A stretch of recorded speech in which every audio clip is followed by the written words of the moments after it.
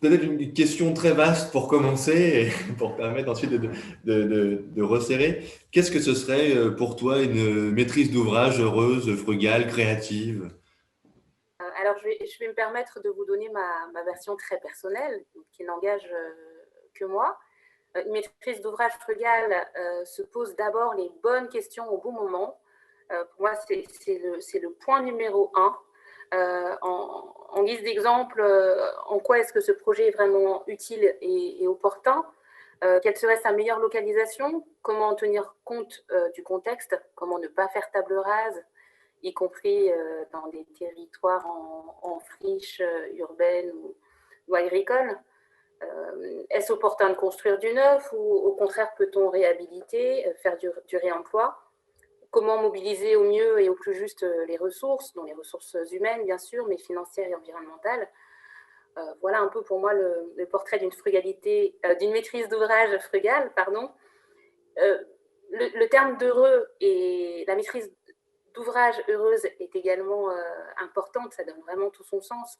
C'est une maîtrise d'ouvrage qui est motivée, guidée par l'envie d'agir pour une société plus juste, plus inclusive, plus respectueuse de son environnement. Donc c'est une maîtrise d'ouvrage qui donne du sens à son action, qui sait s'entourer des bonnes personnes, des personnes qui partagent ces mêmes ambitions pour aller de l'avant, malgré toutes les incertitudes qu'elle aura à dépasser les difficultés rencontrées. Et puis enfin, pour le créatif, la maîtrise d'ouvrage créative, elle dépasse les logiques de silo et l'entre-soi. Elle s'ouvre aux initiatives citoyennes, aux propositions faites par des professionnels investis dans la frugalité. Elle ne se limite pas à ce qu'elle connaît, à ce qu'elle voit ou ce qu'elle maîtrise.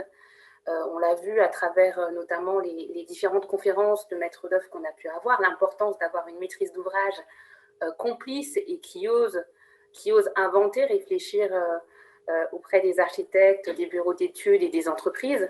Elle investit la matière grise et croit au pouvoir de l'intelligence collective. Et puis elle pense que le beau et la qualité ne sont pas réservés aux élites.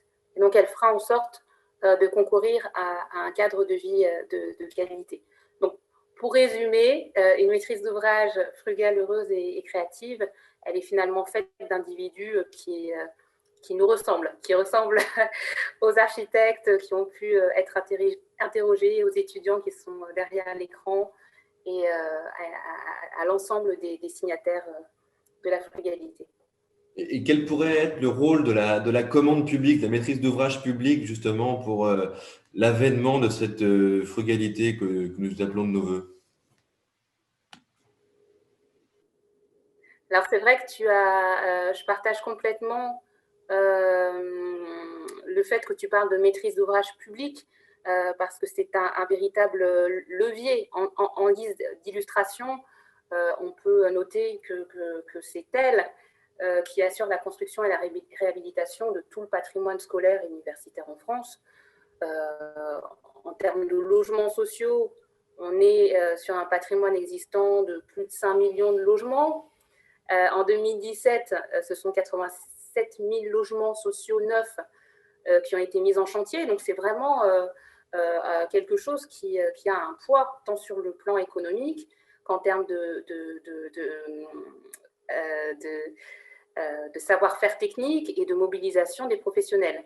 Et puis à l'échelle urbaine, parce que comme nous l'avons vu avec l'équipe des Bretons tout à l'heure, on a par exemple plus de 200 projets de renouvellement ou de revitalisation des centres-villes qui sont portés par des collectivités et soutenus par l'État via des appels à projets, et donc qui mobilisent aussi à l'échelle urbaine d'énormes projets de revitalisation, d'aménagement d'espaces publics, d'espaces partagés. Donc rien qu'avec ces quelques exemples, nous mesurons aisément à quel point l'implication de la maîtrise d'ouvrage dans la frugalité est importante et comment elle peut contribuer à bouger des lignes en termes de mode de faire, d'ambition sociale et environnementale, en termes de développement des filières, de soutien des maîtres d'œuvre et des entreprises qui sont investies. Je voulais rajouter, peut-être pour finir, que en fait, la bonne utilisation des deniers publics, de nos impôts, est donc un levier dont il faut savoir se saisir. par le vote, on l'a vu dernièrement, mais aussi par les initiatives citoyennes, par l'accompagnement au changement, avec l'appui de professionnels et de structures comme les architectes et paysagistes conseils ou comme les CAUE. Donc, on a vraiment, avec la maîtrise d'ouvrage privée et publique, un levier à activer pour arriver à obtenir les résultats qu'on souhaite pour une société plus frugale. Mais alors, là, très succinctement, comment vas-tu procéder pour mettre en place ce nouveau groupe de la maîtrise d'ouvrage? J'imagine que tu as besoin de renforts. Voilà, dis-nous un peu pourquoi tu vas arriver à activer tout cela. Oui, mais je vais d'abord te répondre sur le pourquoi.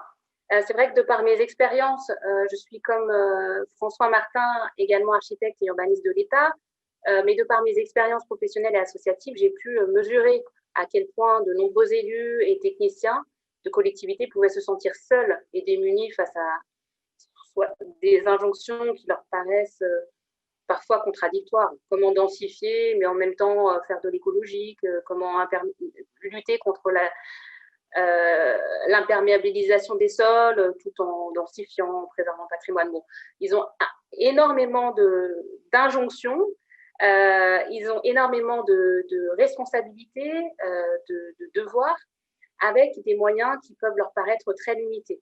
Donc, pourquoi mettre en place un groupe de maîtrise d'ouvrage frugal?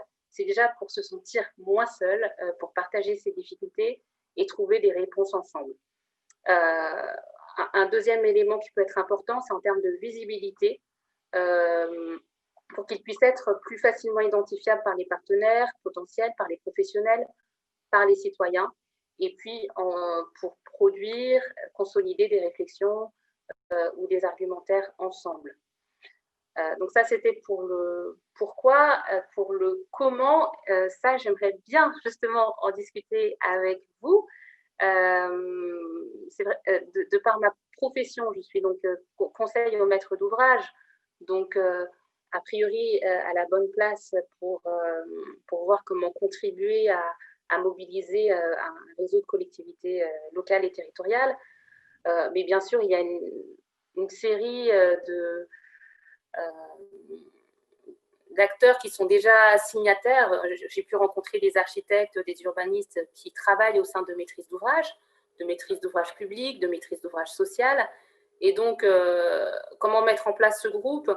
Déjà, en signant le manifeste en tant que maître d'ouvrage pour être bien identifié. Ça peut nous servir justement à amender notre répertoire de contacts. En faisant connaître son envie d'agir pour faire vivre le manifeste. Donc là, vous pouvez contacter Alain Bornarel. Donc Alain, je te dénonce. Ou moi, si vous êtes maître d'ouvrage public.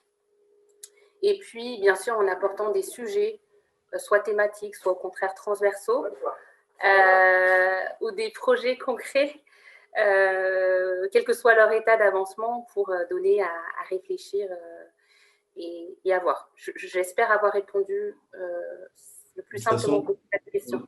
On a mis ton mail dans le chat, donc s'il y a des maîtres d'ouvrage dans l'assistance qui veulent te contacter, ils sont évidemment appelés à le faire.